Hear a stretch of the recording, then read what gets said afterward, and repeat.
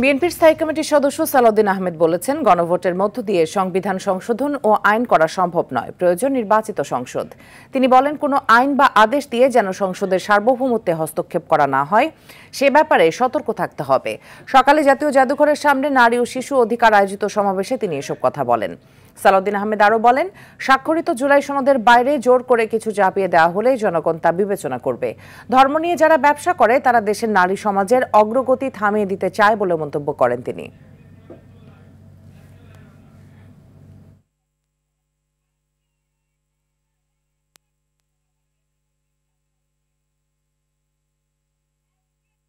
বাংলাদেশের জাতীয় সংসদের সার্বভৌম হাউস, যে হাউসের যে কোনো আলাপ আলোচনা কার্যক্রম আদালতে চ্যালেঞ্জ করা যায় না, সেই জাতীয় সংসদের সার্বভৌমত্বকে ডিক্টেট করানোর মতো কোন দস্তা, কোন আরোপিত বিষয় থাকতে পারে না, সেটা আমরা পুনরুচ্চারণ করছি।